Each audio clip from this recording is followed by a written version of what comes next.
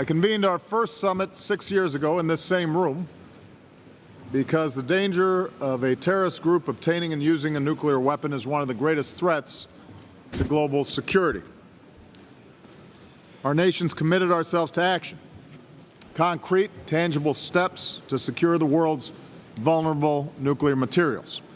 And we continued our work at our summits in Seoul and The Hague. And I want to again thank our friends from the Republic of Korea and the Netherlands for their leadership on this critical issue. Back at our first summit, I quoted Albert Einstein. At the dawn of the nuclear age, he said, "The unleashed power of the atom has changed everything." And he added, "A new type of thinking is essential if mankind is to survive." Over the past 6 years, when it comes to nuclear security, we've embraced a new type of thinking and a new type of action. This is a perfect example of a 21st century security challenge that no one nation can solve alone. It requires coalitions and sustained coordination across borders and institutions, and the good news is we've made significant progress. We've made nuclear security a priority at the highest levels, and I want to thank all my fellow leaders from more than 50 nations and key international organizations for your commitment to this work and being here today. Some of you were here for our very first summit. Many of you have taken office and joined this work. But it's a reminder that the task of protecting our citizens transcends political ideologies, parties, and administrations. To date, our nations have made some 260 specific commitments to improve nuclear security. And so far, 3/4 of these steps have been implemented. More than a dozen nations have removed all their highly enriched uranium and plutonium. Countries have removed or disposed of several tons of this deadly material. Nations have improved their nuclear security, including stronger regulations and more physical security of nuclear facilities, and more nations are cooperating to prevent nuclear smuggling. Leading up to this summit, nations have fulfilled additional commitments. Argentina, Switzerland, Uzbekistan all successfully eliminated all their highly enriched uranium from their countries. China recently opened its new Center for Promoting Nuclear Security and Training, and I'm pleased that the United States and China are cooperating on nuclear security. And Japan is working to complete the removal of more than half a ton of highly enriched uranium and plutonium, which is the largest project in history to remove nuclear material from a country. I'm also pleased to announce that in recent days, after many years of work, 102 nations have now ratified a key treaty, the Convention on the Physical Protection of Nuclear Material. As a result, we expect that the treaty will enter into force in the coming weeks, giving us more tools that we need to work together in the event of theft of nuclear material or an attack on a nuclear facility.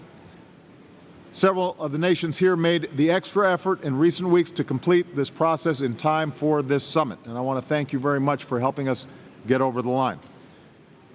Once again, I'm making it clear that the United States will continue to do our part. Today we're releasing a detailed description of the security measures our military takes to protect nuclear materials so that other nations can improve their security and transparency as well. For the first time in a decade, we're providing a public inventory of our stockpiles of highly enriched uranium, which could be used for nuclear weapons, and that inventory is one that we have reduced considerably. When it comes to our nuclear-powered ships and submarines, we're exploring ways to further reduce our holdings of highly enriched uranium. In short, everybody has been participating, and by working together, our nations have made it harder for terrorists to get their hands on nuclear material. We have measurably reduced the risk. But as we discussed at last night's dinner, the threat of nuclear terrorism persists and continues to evolve. Fortunately, because of our coordinated efforts, no terrorist group has succeeded thus far in obtaining a nuclear weapon or a dirty bomb made of radioactive materials. But we know that al-Qaeda has long sought nuclear materials. Individuals involved in the attacks in Paris and Brussels videotaped a senior manager who works at a Belgian nuclear facility. ISIL has already used chemical weapons, including mustard gas in Syria and Iraq, there is no doubt that if these madmen ever got their hands on a nuclear bomb or nuclear material, they most certainly would use it to kill as many innocent people as possible. And that's why our work here remains so critical. The single most effective defense against nuclear terrorism is fully securing this material so it doesn't fall into the wrong hands in the first place. This is difficult. At hundreds of military and civilian facilities around the world, there's still roughly 2,000 tons of nuclear materials, and not all of this is properly secured. And just the smallest amount of plutonium, about the size of an apple, could kill and injure hundreds of thousands of innocent people.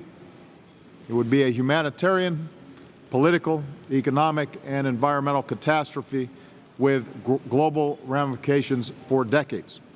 It would change our world. So we cannot be complacent.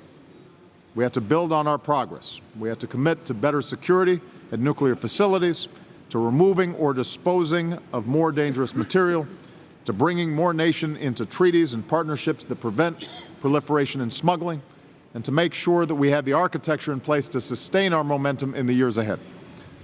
And with so many members of the global coalition against ISIL here today, this will also be an opportunity to make sure that we're doing everything in our power to keep a terrorist group like ISIL from ever getting its hands not just on a nuclear weapon, but any weapon of mass destruction.